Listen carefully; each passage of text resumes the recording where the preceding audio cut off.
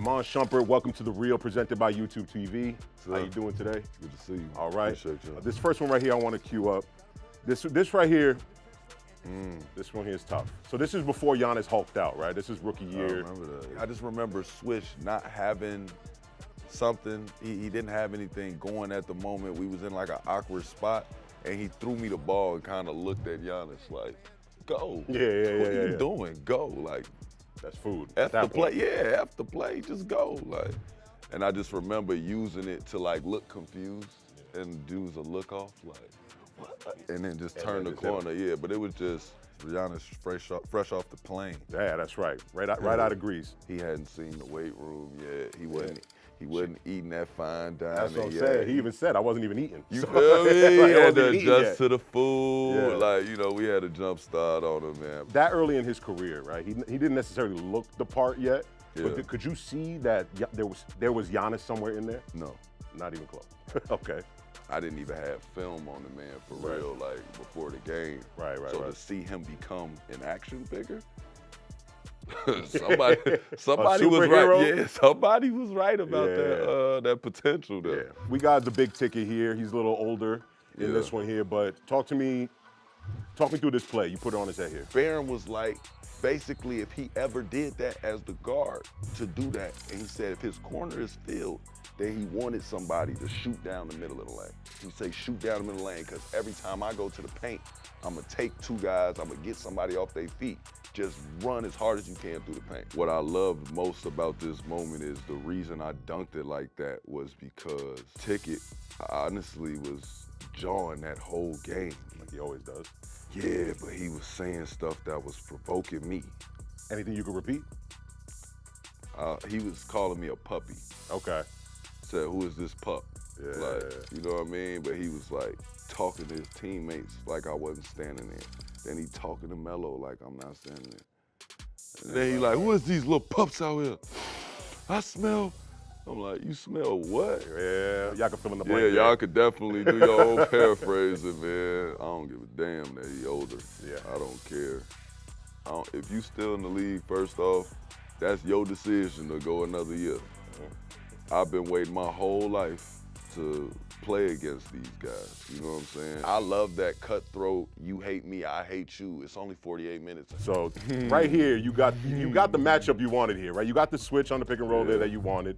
And so to walk me through this borderline assault on the truth.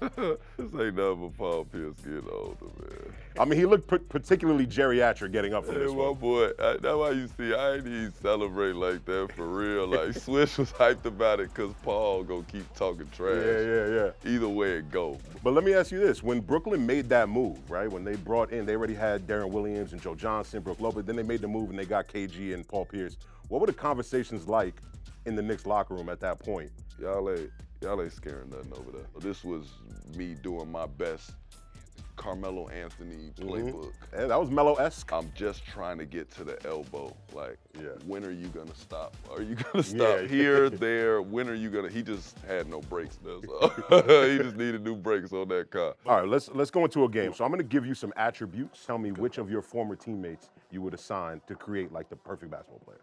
Okay. Got me? Let's start with athleticism. So we pulling athleticism from Yeah, somebody. so taking somebody's athleticism that you LeBron. normally play with. That's probably the obvious choice. We'll All right. take LeBron's athleticism. Okay, we'll go with size. Tyson Chandler. Yeah, I was thinking him too. The way he was able to move at 7'1" was crazy. Defense. Like I said, you could take you. Yeah, I probably would take me. I mean, on every team you were, you were kind of the defensive guy, so that makes sense. IQ. Jake Kidd. Oof, that's a good one. My son Elmer Fudd. When he had the headband, anybody call him Elmer Fudd? That was my favorite era of the Knicks. All right, scoring. Carmelo.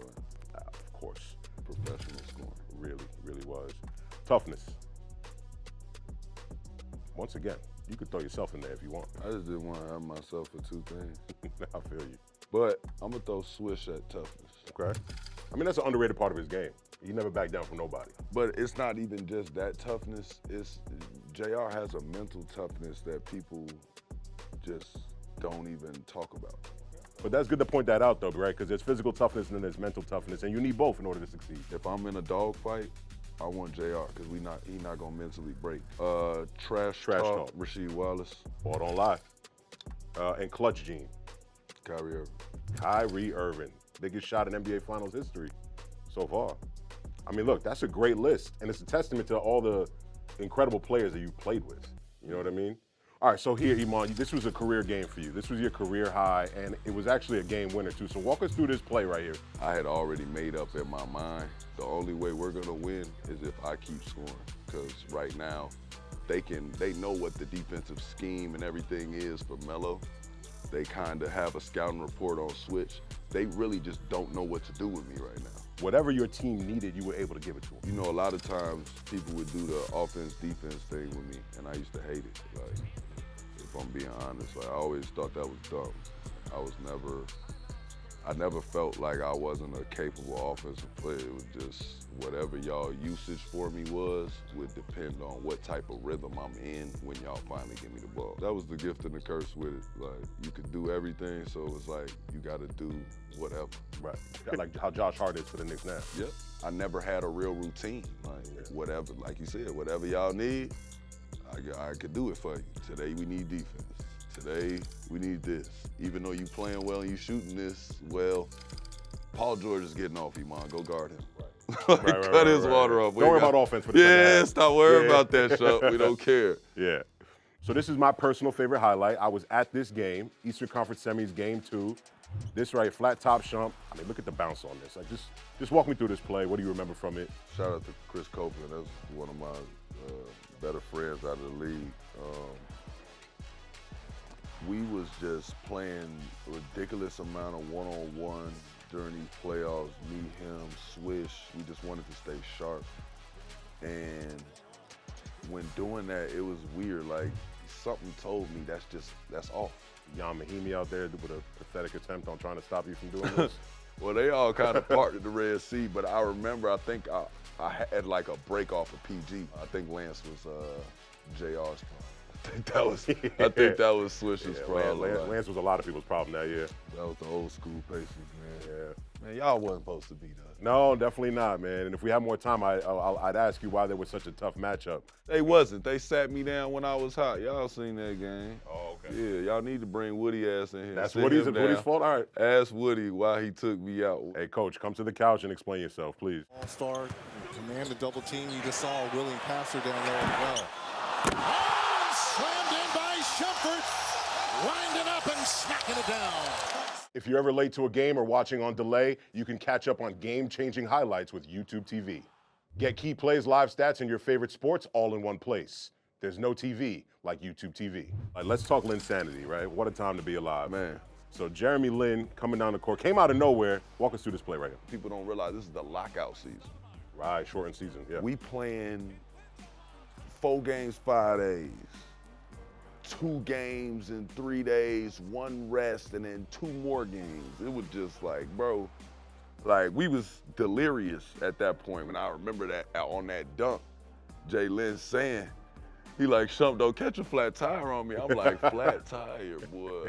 You don't run out of gas. Yeah. I'm like, I don't even know how we doing this right now. And then we go Sports Center, we look on Sports Center, and everybody's going crazy. Like I jumped from so far or something. I'm like, bro, I was exhausted when I caught that. Did y'all see Jeremy Lin come in like in practice? Because I feel like he kind of came out of nowhere and y'all immediately had chemistry, but y'all saw him coming. But I get drafted, first game against the Celtics, somebody fell into my knee.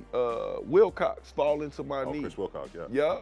I sprained my MCL. I'm trying to get right. Jay Lynn coming up every day, with me, without me, early. You get what I'm saying? Putting up shots. I'm learning all that, but I'm knowing Jay Lynn got that action in him. Yeah. You see what I'm saying? Jay Lynn will go to war. He'll put his head in your chest and be like, listen, bro, like it ain't going like that today. I mean, he showed us fast that he was a dog. Yeah, he'd be a nice guy all the way until you give him that ball. He ain't that nice no goddamn more. So it was cool to see him, you know, flourish, because everybody was looking like, and I'm like, bro, I don't know if y'all realize this at home. 1 through 400 will go out here and bust y'all ass. I tell people, I say this all the time, like the last man on the worst team in the league is probably the best basketball player you've ever seen. Please don't get it messed up. Jay Lynn is 100%. It wasn't a fluke. That's what I want people. It was not a fluke. Right. Iman, I appreciate you sitting down with us, man. Yes, sir. This is The Real. Congratulations on a great career. Been a fan, still a fan. Let's go Knicks. And we'll catch you next time on The Real. All love, top to bottom. You already know what it is. Peace. Peace.